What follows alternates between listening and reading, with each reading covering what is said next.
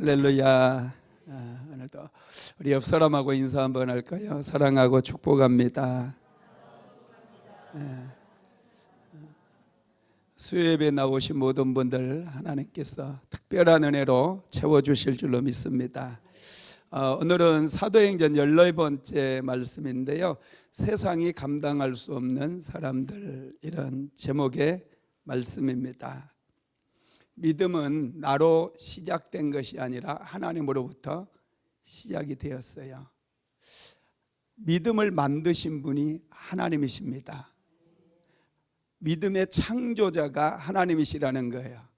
하나님께서는 믿음을 창조하시고 우리에게 믿음을 주심으로 우리로 구원을 얻을 수 있도록 은혜를 베풀어 주셨어요. 여러분, 우리가 알아야 될 것은 내가 믿고 싶다고 믿어지는 게 아니고 하나님께서 우리에게 믿음을 주심으로 우리가 예수를 믿게 되었고 구원을 얻게 되었다는 사실입니다. 예수님 당시에 종교인들, 특히 사두개인들이나 제사장들은 예수님을 알지 못했어요. 그들은 그토록 그들이 기도한다고 하고 예배드린다고 예배를 드렸지만은 하나님의 아들이신 예수님께서 이 땅에 오셨을 때 알아보지도 못했고 그들은 믿지도 않았고 예수님을 십자가에 못 박아 버렸다라는 것입니다.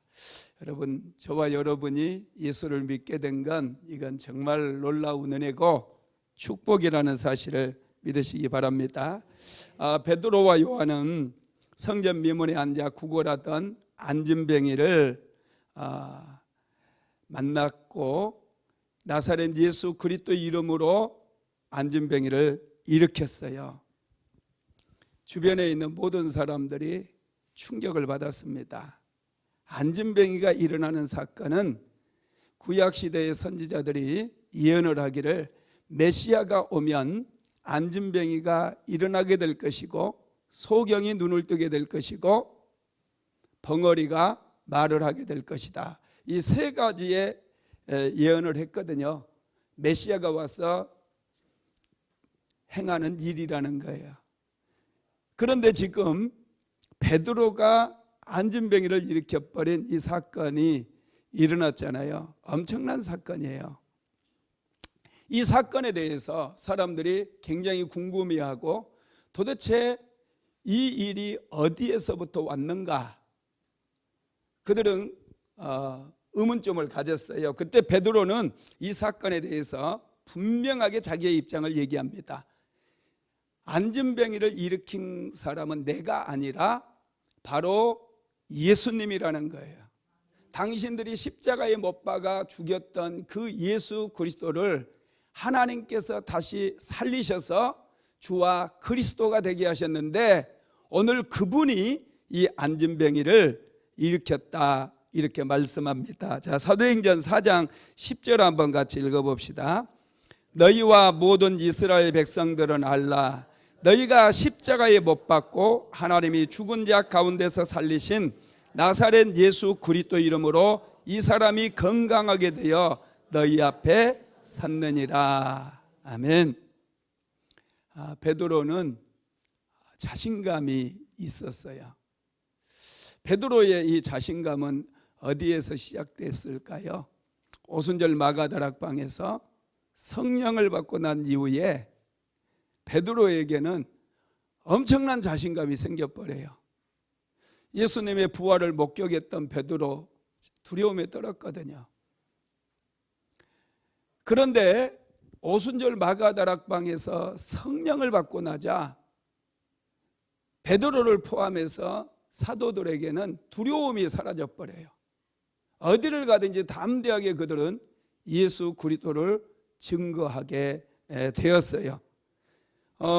그래서 오늘 이 안진뱅이를 일으킨 분이 바로 나사렛 예수 그리스도라고 담대하게 종교 지도자들 앞에서 외치고 있는 거예요.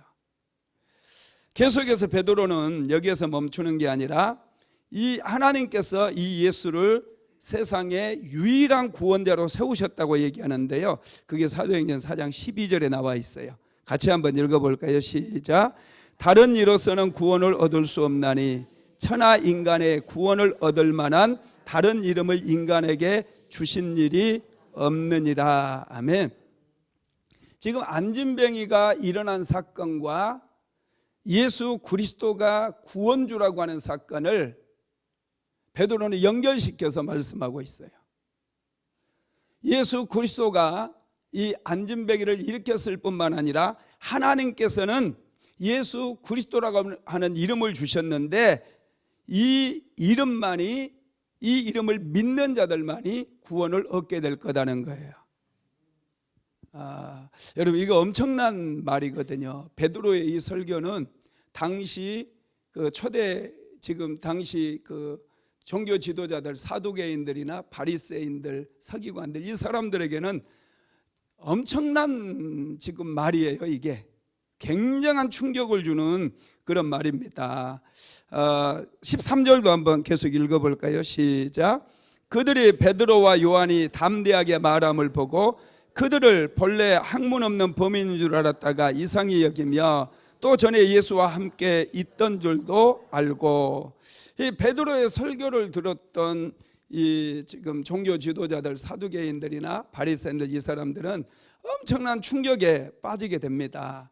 그러면서 그들이 정신을 잘 못 차리는 것 같아요. 13절에 보면 그들이 베드로와 요한이 담대하게 말함을 보고 그들을 본래 학문이 없는 범인인 줄로 알았다가 이상히 여기며 또 전에 예수와 함께 있던 줄도 알고, 이렇게 얘기를 해요. 이 사람들이 충격을 받았다라는 걸 알 수 있는데, 이 종교 지도자들이 충격을 받은 이유가 네 가지로 기록이 되어 있는데요. 첫째가 베드로와 요한이 담대하게 말하는 모습을 보고 놀랐어요. 원래 이 사람들은 두려움이 많았던 사람들이거든요. 예수님을 십자가에 못 박을 때 제자들이 어땠어요? 다 도망가 버렸어요. 예수님이 부활하시고 난 이후에도 그들이 예수님을 만났지만 여전히 두려움에 사로잡혀 있었거든요. 근데 아니, 저 용기는 어디에서 왔지? 바로 이건 거예요. 베드로와 요한이 굉장히 두려움이 많았고 두려워 떨고 있었는데 신기하게 지금 안진뱅이를 일으키고 담대하게 예수가 안진뱅이를 고쳤다고 얘기하고, 하나님께서 천하 인간의 구원 얻을 만한 다른 이름을 주신 적이 없고 오직 예수님을 통해서 우리가 구원을 얻을 수 있다라고 담대하게 얘기를 하는 거예요. 이것 때문에 아주 충격을 받죠. 두 번째로 베드로와 요한을 학문이 없는 범인인 줄로 생각했다가 너무 똑똑한 거예요. 베드로와 요한은 사실 갈릴리 바다에서 고기를 잡는 어부였잖아요. 어부가 배웠으면 얼마나 배웠겠습니까? 바리새인들은 평생 하나님의 말씀만 연구했던 사람들이고 사두개인들은 평생 예루살렘 성전에서 예배 드리는 일을 돕고 예배를 인도했던 그런 사람들이거든요. 그런 사람들이 정말 똑똑하고 많이 알지 않겠어요?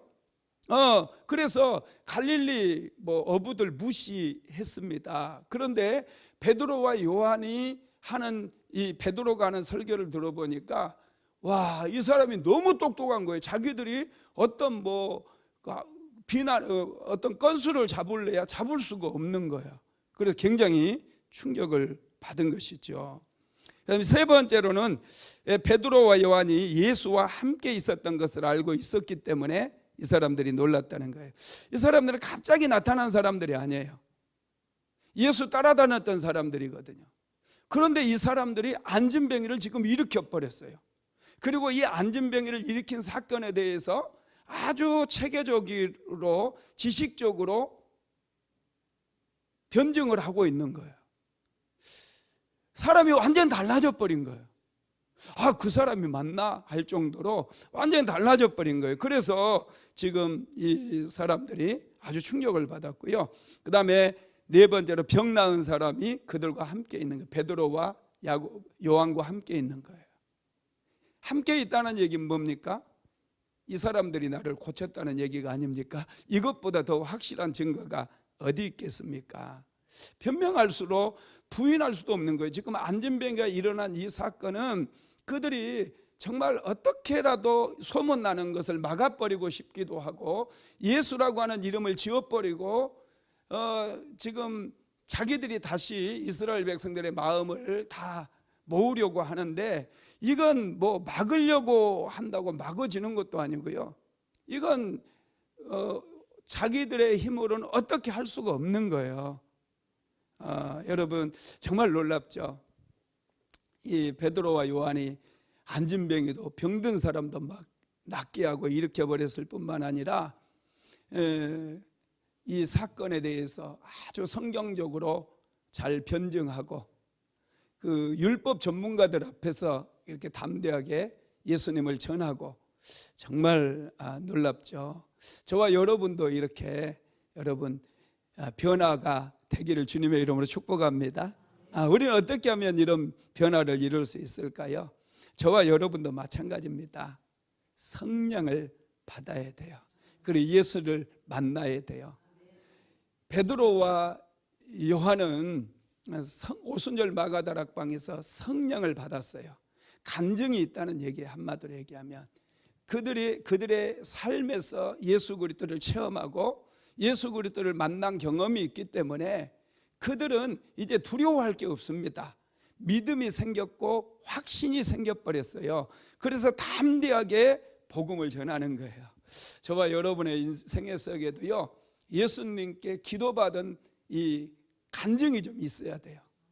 기도했는데 한 번도 응답받은 적이 없다. 여러분 이렇게 우리가 신앙생활 하면 되겠습니까? 안 돼요. 그러면 내가 복음을 전하는 복음이 능력이 없어요. 주변에 있는 사람들도 내가 예수 믿는 사람인지 안 믿는 사람인지 뭐 하나도 충격을 받지를 않습니다. 내가 예수 믿는다고 해도 그래? 이 정도밖에 안 돼요. 그러나 내가 간증이 있다고 한다면 살아계신 하나님을 만나서 정말 확신 있게 복음을 전하고 확신 있게 내가 예수 그리스도를 전할 수 있다면 세상은 우리를 보고 충격을 받을 수밖에 없다라는 것입니다. 여러분, 하나님께서 이스라엘 백성들이 요단강을 건너갈 때 제사장들이 먼저 건너가게 하셨잖아요. 그리고 강 가운데 딱 서게 만들었어요. 그랬더니 요단강 물이 흐르다가 그대로 멈춰버립니다.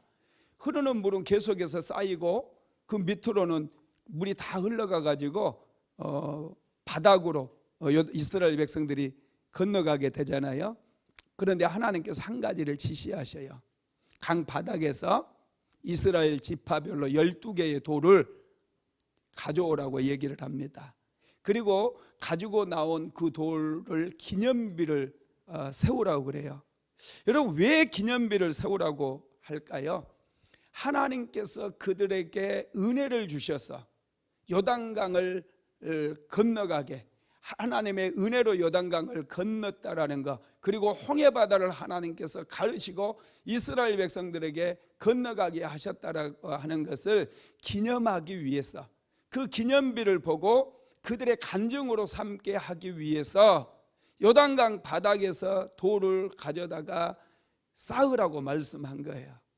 그 기념비를 볼 때마다 어떤 마음이 들겠습니까? 하나님은 위대하신 분이지, 하나님은 능력이 많으신 분이지, 하나님은 우리에게 응답해 주시는 분이지, 우리를 도와주시는 분이지, 이런 확신이 생기지 않겠어요? 그래서 그 기념비를 쌓으라고 말씀한 거예요.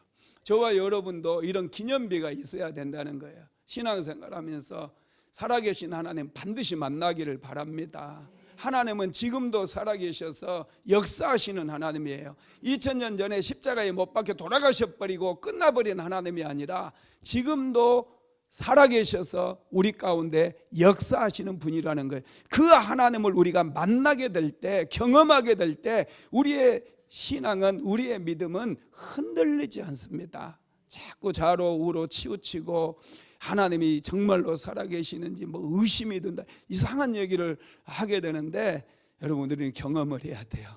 하나님은 지금도 살아서 역사하시는 줄 믿으시기를 바랍니다. 사도들에게는 이런 간증이 있었습니다. 그래서 확신을 가지고 담대하게 예수를 증거했어요. 그러니까 이런 확신 앞에 이런 간증이 있고 말씀의 권능이 있으니 이 말을 들었던 제사장들이나 사두개인들이 얼마나 고민이 깊겠습니까? 한번 그들의 고민을 한번 봅시다. 사도행전 4장 15절에서 16절 같이 읽어봅니다.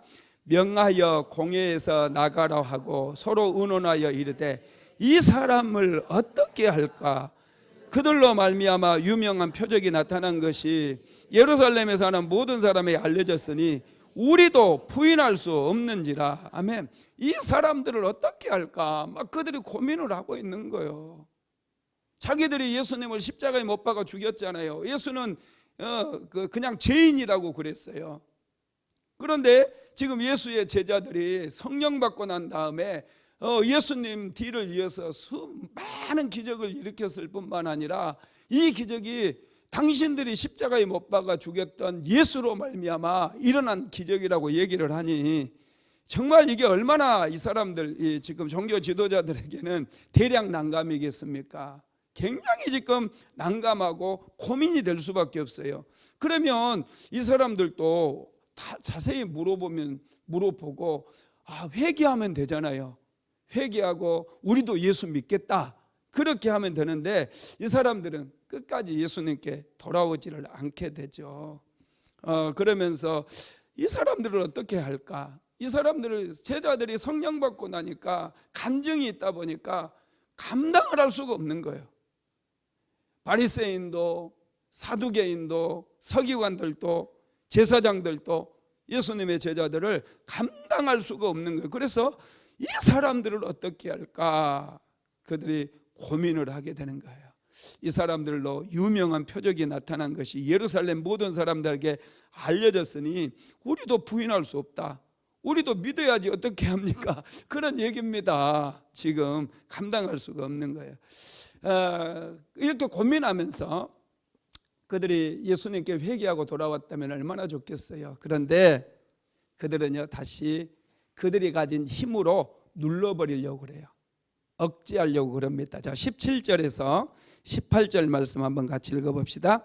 이것이 민간에 더 퍼지지 못하게 그들을 위협하여 이후에는 이 이름으로 아무에게도 말하지 말게 하자 하고 그들을 불러 경고하여 도무지 예수의 이름으로 말하지도 말고 가르치지도 말라 하니. 아멘. 즉 안진뱅이가 일어난 이 사건을 그들은 1차적으로 전파하지 못하게 할 뿐만 아니라 예수의 이름을 전하지 못하게끔 그들이 위협한 거예요. 제자들을 위협했다는 그 힘으로 막 눌러버리려고 하는 거예요. 그 말 하지 마. 말하면 너네 재미없어. 예수 전하지 마. 너희들 예수 전하다가 죽는 수가 있어서 이렇게 위협하는 거예요. 위협. 예수의 복음을 전하지 못하게 하는 거예요.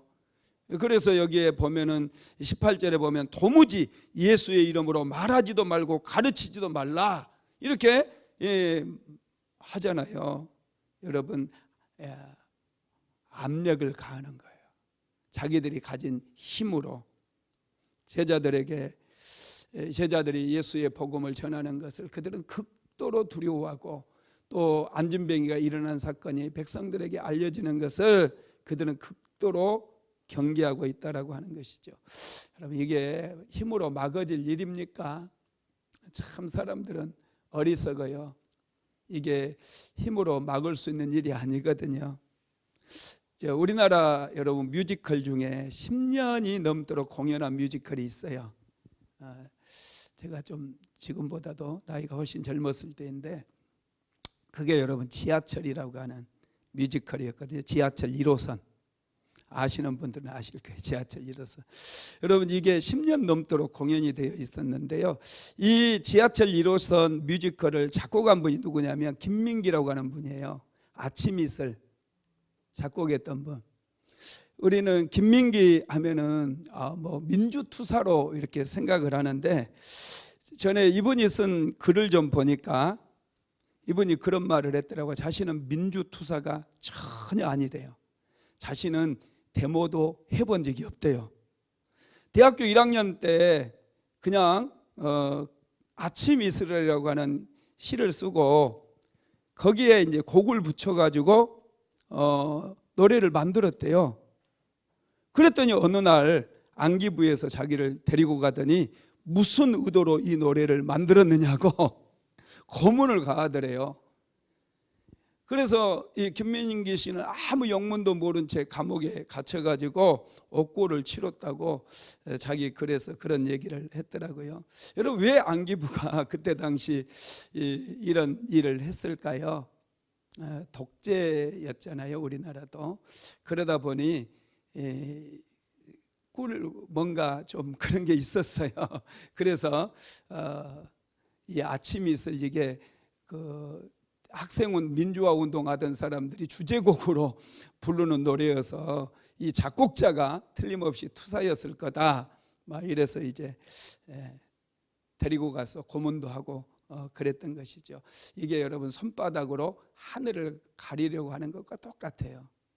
지금 그 종교 지도자들, 제사장들이나 사두개인들이 베드로와 요한이 예수의 이름을 전하지 못하도록 막는 것과 똑같은 거였다는 것이죠. 그래서 이 종교 지도자들은 베드로와 요한을 또 제자들을 불러놓고 다시는 너희들 예수의 이름을 가르치지도 말고 전하지도 말아라, 이렇게 이제 회유하면서 협박을 한 거죠. 이때 베드로와 요한은 이 회유 앞에서 어떻게 했느냐? 첫째, 하나님의 말씀을 전하는 것을 멈추지 않겠다고 그래요. 자, 사도행전 4장 19절에서 20절 같이 읽어봅시다. 베드로와 요한이 대답하여 이르되 하나님 앞에서 너희의 말을 듣는 것이 하나님의 말씀을 듣는 것보다 옳은가 판단하라. 우리는 보고 들은 것을 말하지 아니할 수 없다 하니. 아멘. 하나님의 말씀을 전하는 것을 멈추지 않겠다는 거예요. 그러면서 하나님의 말씀을 듣는 것보다 너희 말을 듣는 것이 옳은지 한번 판단해 봐라, 그렇게 얘기하는 거예요. 그러면서 우리는 하나님의 말씀에 순종하겠다, 하나님 중심의 삶을 살겠다, 이렇게 얘기하는 거예요. 너희들이 핍박을 하고 고문을 한다 할지라도 우리는 예수 그리스도의 복음을 전하며 살겠다, 이렇게 그 사람들 앞에서 위협하고 협박하는 그 사람들에게 담대하게 얘기하고 있는 거예요. 정말 많이 변했죠. 베드로와 요한이 정말 놀랍게 변했습니다. 교회에 나오는 사람들의 신앙을 두 가지로 분류해 볼 수 있는데, 첫째는 하나님께서 자신을 위해서 존재하는 것처럼 신앙생활 하는 분들이 있어요. 그래서 오직 나에게 집중되어 있습니다. 하나님께서 나에게만 복을 주셔야 되고 나에게 구원을 주셔야 되고, 이런 분들은 하나님을 자판기로 생각을 하면서 신앙생활 하시는 분들이에요. 두 번째 사람들은 자신이 하나님을 위해서 존재한다고 생각하는 사람입니다. 그래서 살아가는 인생의 목적이 하나님의 영광을 위해서 살아가는 거예요. 내가 하나님을 위해서, 할렐루야, 우리의 삶의 목적도 하나님의 영광을 위해서, 이런 사람들이 다 되시기를 주님의 이름으로 축복합니다. 두 번째로 종교 지도자들의 협박 앞에서 베드로와 요한은 두 번째, 우리는 보고 들은 것을 말하지 아니할 수 없다, 이렇게 얘기를 합니다. 자신들은 보고 들은 것, 예수님께 보고 들은 것을 우리는 말하겠다는 거예요. 아무리 너희들이 우리를 잡아다가 감옥에 가두고 협박하고 채찍질을 한다 할지라도 우리는 예수 그리스도를 전하는 것을 멈추지 않겠다, 이렇게 얘기를 하고 있는 것이죠. 여러분, 정말 이 사도들이 예수님을 뜨겁게 만나지 않았습니까? 오순절 성령강림 이 사건을 통해서 그들이 정말로 놀랍게 변화가 이루어졌어요. 저와 여러분도 이렇게 예수님을 좀 만나야 됩니다. 그래서 우리가 좀 기도하면 귀신도 떠나가고 질병도 치료되고, 할렐루야, 누군가가 예수에 대해서 핍박하고 그럴 때 우리가 담대하게 핍박을 무릅쓰고 예수의 복음을 전할 수 있다면 얼마나 여러분 좋겠습니까? 나중에 그 사도 바울도 그렇게 바뀌어 버리잖아요. 바울은 예수 믿는 사람을 잡아다가 감옥에 가두는 사람이었거든요. 근데 이 바울이 다메섹 도상에서 예수님을 만나버려요. 빛 가운데 걸어오시는 예수 그리스도를 만나고 사울아 사울아 내가 어찌하여 나를 핍박하느냐, 주여 니시오니까 나는 내가 핍박하는 예수다. 이 말 한마디에 엄청난 충격을 받게 됩니다. 예수를 경험한 바울은 그 이후의 삶이 완전히 달라져 버려요. 그는 엄청난 고난 가운데서도 멈추지 않고 복음을 전하는 그런 인생을 살게 된다라는 것이죠. 왜냐하면 믿음이 생겼고 확신이 생겼기 때문에. 그래서 로마 총독 앞에서도 여러분 위축되지 않고 담대하게 예수님을 전하잖아요. 베스도 앞에서도. 그 누구 앞에서도 바울은 주저하지 않아요. 예수님을 만난 간증이 있기 때문에, 확신이, 믿음이 생겨버렸기 때문에 바울은 더 이상 두려워하지 않게 되었다는 것이죠. 그래서 지금 베드로와 요한 역시도 우리는 보고 들은 것을 말하지 아니할 수 없다. 우리는 보고 들은 것을 반드시 말하겠다. 이렇게 외치는 것이죠. 여러분, 성령 받으니까 이렇게 확신이 생겼어요. 믿음이 생겼어요. 이런 확신이 있게 되기를 주님의 이름으로 축복합니다. 예수님의 제자들도 성령 받기 전까지는 확신이 없었어요. 믿음이 연약했어요. 그래서 십자가 앞에서 그들은 다 도망을 가버렸지만은 그들이 오순절 마가다락방에서 성령을 체험한 이후로 그들은 완전하게 변화가 이루어졌다라는 것입니다. 저와 여러분도 이렇게 성령 체험하고 변화되어져야 될 줄로 믿습니다. 베드로와 요한의 증거에 대해서 이렇게 확신을 가지고 증거했을 때 두 가지 반응이 나타나게 되는데요. 사도행전 4장 21절 한번 읽어볼까요? 시작. 관리들이 백성들 때문에 그들을 어떻게 처벌할 방법을 찾지 못하고 다시 위협하여 놓아주었으니 이는 모든 사람이 그 된 일을 보고 하나님께 영광을 돌림이로라. 아멘. 베드로 요한의 증거에 대해서 이제 사람들이 두 가지 반응을 보이는데, 첫째가 관원들은 어떻게 할 수 없다고 말을 하잖아요. 관리들이 백성들 때문에 그들을 어떻게 처벌할 방법을 찾지 못하고 그랬어요. 어떻게 벌할 근거를 찾지 못했어요. 얼마나 참 시원하고 통쾌합니까? 야, 정말 놀랍죠. 아무리 협박을 하고 박해를 하고 핍박을 하려고 해도 그 근거를 찾지 못해버린 거예요. 여러분, 참 이게 여러분 놀라운 거죠. 성령이 임하니까 이런 확신, 이런 담대함, 그 누구도 막을 수 없는 그런 삶이 되었습니다. 두 번째로는 모든 사람이 그 된 일을 보고 하나님께 영광을 돌렸다고 그럽니다. 여러분, 하나님께 영광이 돌아갔어요. 참 놀랍죠. 안진뱅이를 일으켰지만은 이 제사장들과 사두개인들이 와가지고 사도들을 협박하고 위협하는 그런 사건도 있었는데, 결국에는 모든 사람들이 하나님께 영광을 올렸다라는 거예요. 그 된 일을 보고 모든 사람들이 하나님께 영광을 돌렸다는 것입니다. 여러분, 사도행전에 보면은요, 성령 사건이 일어날 때마다 백성들이 칭송을 받고 하나님께 영광을 올리는 그런 장면들이 반복해서 나와요. 성령 사건이 있을 때마다 하나님께서 영광을 받으시더라고요. 와, 정말 기대가 되지 않습니까? 우리에게도 이런 성령 사건이 우리 예배 현장 속에 나타나야 돼요. 그래서 그 예배를 드리고 나면 성도들의 모든 마음이 하나님께 감사하고 하나님께 영광을 올려드리는 그런 마음으로 나타나야 된다는 것입니다. 그래서 결국 이 안진뱅이 사건 이후에 허다한 무리들이 예수님께로 돌아오는 역사가 일어나게 된 것입니다. 말씀을 마무리하겠습니다. 세상은 성령 받은 사람들을 감당할 수 없어요. 성령 받으면 능력이 임하게 되고 지혜가 임하게 됩니다. 그래서 하나님의 말씀을 깊이 깨닫게 되고 그 말씀의 근거에서 우리의 믿음이 세워질 뿐만 아니라 담대하게 우리는 복음을 전할 수 있게 되죠.